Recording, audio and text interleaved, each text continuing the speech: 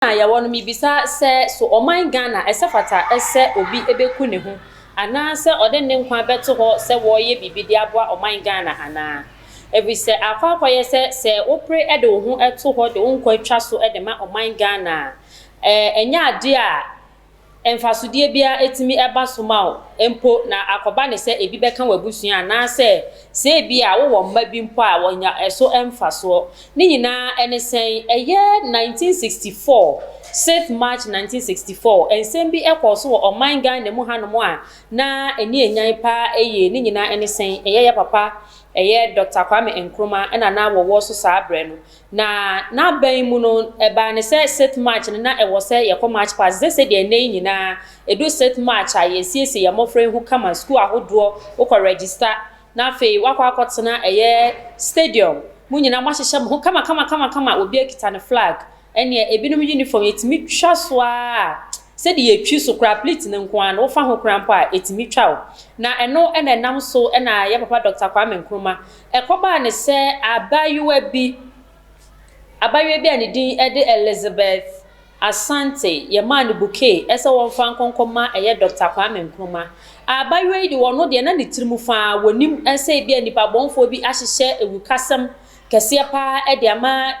Dr. Kwame Nkrumah wonya ne baabi eko na eno na wode bouquet ni ma no san wode bomb ahye bouquet yi mu a wode ma abayuwa Elizabeth Asante ese won fa nkoma Dr. Kwame Nkrumah na ade anyame beye esan se abayuwa no so wonim ho hwe ne ntino se yade anka ye enhyehye a enko obehu timing ana se emre da ho a bomb no de be blast se abofra no nim ho bi no obehu time anka bomb no ebe blasting waye ne tentem ede ama Dr. Kwame Nkrumah nanso esan se abofra no nim hwe na nadwen ni bibia asesa ne ntino ekoba ne se emra na ewo se edie ansan na adu Kwame Nkrumah ho na etimi ablast se wo pese wo yi eye osagefo Dr. Kwame Nkrumah efi atasefo asase so ntino wode ehyem de koma no emre no anko ne saa pepepe nemom dia ekoba ye ne se ansa na abaywa no bedu eye osagefo Dr. Kwame Nkrumah wanya ne baby ko enchen no ade no blast ye bomb no blast ya abaywa ne nsem kemu no enei wanyi aye mame pani na wo kire ne nsem mu a ebra ade ni si ye ne wahu de ne nipa no so ohu ya ne sa ade na kukuru na kosososososo abeje ni mu abofom se pu a na fe eye ne nan nyina ehihye a na enye asemkuma na wonsom wope na ayaresha besi nei no ekoba ne se sa amre ne se ne ade ne ye ya ne nan ye ne na ewo se twa ene wo twa ne nan ne baako efise se dia ahye na ehi kono wo kase wo ye hu bibi na wonyane nkwa ana se ne nan no awo ho ama no a enkosi aga emwa no entina ewo se wo twa na eno ena enei maame Elizabeth Asante wa eka na asem se eba ne sa no opemwa bebre na eye osagefo Dr. Kwame Nkrumah wanya ne baabi cross so edwen ho ahun se dia abaywe atu ne die akoye se me nanka ebe abeto me na so no ede ne nkwa etwitwa ageme ede ne nkwa etwa so dia ene na esefata ese wono so ebehwe se wobebo abaywa no ho ban no ama na yarehwe papapa ebetimi ama na ho oden esipi na esita enunti osagefo Dr. Kwame Nkrumah wanya ni baabi ko no ebo ne ho modern papa nanso fofie antoata enu amu ena wobeyi eye osagefo Dr. Kwame Nkrumah wanya ni baabi ko no efi abendwa kese Ghana oman kumpuni akunwa no so na ema eye mame Asante wa sabre no ye abaywa no obebre ye paaye a na wo hwe kwan ese ebia afofofo a wobeba betena eye oman Ghana akunwa kese so no wobetimi apre ahwe ese wobehwe no ama ono so ne ho ato no nanso wantimi enya ne saa na enei no eye mame Elizabeth Asante wa na sem a okanyina ene se wosre Ghana manfo wosre mpanimfo ese ade eto no no eye ade ana eya ehupa eye na se nyame adom no no de ne nkwa kyene na otiase a enka ebeye ni so ebeye na koma so ade ese mpanimfo betimi abo wo ho mode no aba ne sra ban mu no aba be hwe no sene ebeye wono so na koma ebeto ne yem efise akoba na saa no wontimi nya adwuma bia wonko ba bia wotefaako empo sene nan keke ne twa yempo a enka ha adwum bebre saa ese ni nipadua ni nyina nso ne honamani asese pa eye eja no hyehye ne pa enye asemkuma na so maame a wadi dem sei wafa bibi sei mu no eden pa no no a obetimi aye ede atwetwa age ne ho anampo ode behwe na busua eno nti nasem oka ne sei se wote asie yi no senya ne nan yi na ede ne kɔ ɔhaw ne amane mu dia ene atete mu a na ne ye okom na de opa akira ne so wote hoi no de obedie de wobɛhye de obefira ene bebi obeda aye nsem bebre ama no a eye adwendwen kese pa abeto no so a enye asemkuma no nti obesre oman Ghana mpanimfo ene wonum a wokasa edu ekire wonum a wokasa enkunu a etimi kunu ese won beboa no wonso ni mu ai sene ebeye na ebeye hwesode ama afoforo so mpo se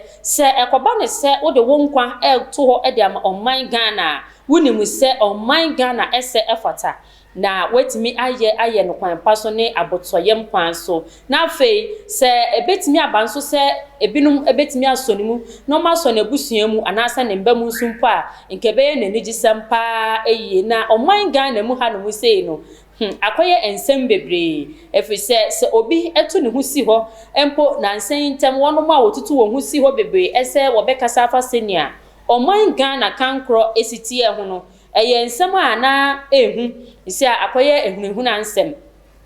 uye wadwen esa opega na man ni yi a na akoba ne se oye ne kese pa na wo pedi ama wo ne wabusua wo ma ana se wo ye oba wo pedi aka wo kunu kura ne wo yere wo ye bema waware a ene ne de wo yere kura ehunehun a wo ye ni bebi a wo yere wo ye ni bebi a wo ma wo enu nti wanka wanu antumu a ye ba won so eno ena akoye ehunehun ade na se koba ne saa so a ene na oman Ghana hwan ene betimi agina brane ede ma oman Ghana ama omayi esi biaye pa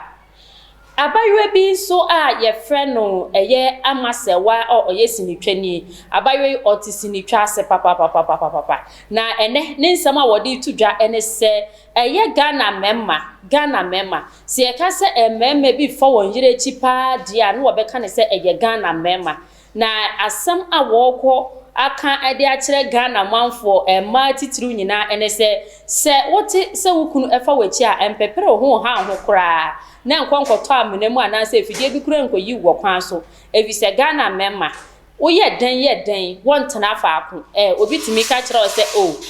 fufuo de wudi na sankaten kwan a etimi fono entine wo se mitimi nya live soup anasa abenkwan ebunebunu nyina ewo ho eno ne asem a eda won ano a wokeka empo ebitimi ka se wo wafu a wo garden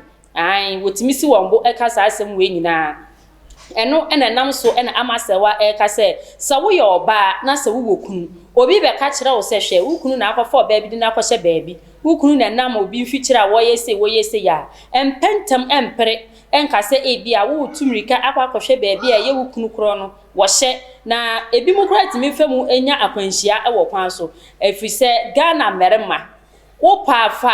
ahoma fa kyekere wo no mu hwe baabi bia be kyekere o ma bobia wo se nkɔ ho se ho na mefiri ba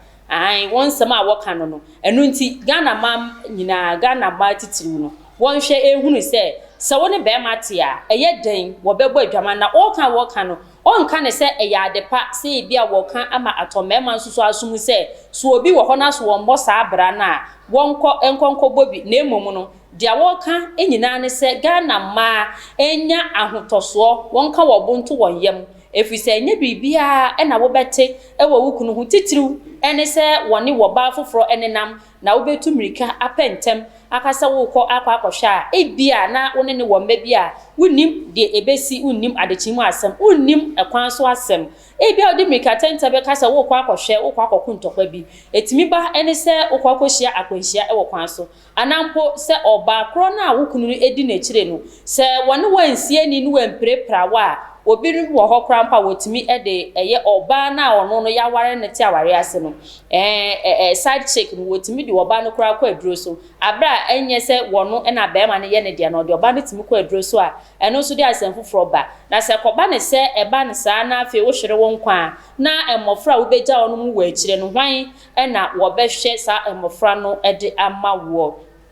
empenufota aka se jebi we jebi ti ase nanso ni nyina no ye de daada awusia emma na nya wadwene se wo bedi wo kunachi na ochine bi wa behwere wo nkwa agya wo ma na waka se o minua bi wo ho betimi ahwe wo no manasa o mo papa no te ase a obehwe emofra no de ama me enu nti Ghana ma munyina mo nkoma akoma ntomo yam na mo mfa mo adwen enkokoso bebre ese mikunu twempana mikunu ye masem na emmema nyina wonu mo papa ye baako he senia merema nyina so ka se ma so ye nyina ye maame ye baako no sa pepepe meda wase sa wo gibre na wo hwe me de bia meka esebomodin se obe subscribe like na share no dofo bi nso enya ensempa etwegu e wo online Ghana mu enhwe afei wo dwumedie bi na pese ye bohu dero edema wa donkomi eden company edwuma bia ye wo ho edema mo momfa numbers a egu screen so momfrɛ na momfrɛ be gima ofel so ne animu adidwa me ma wo mo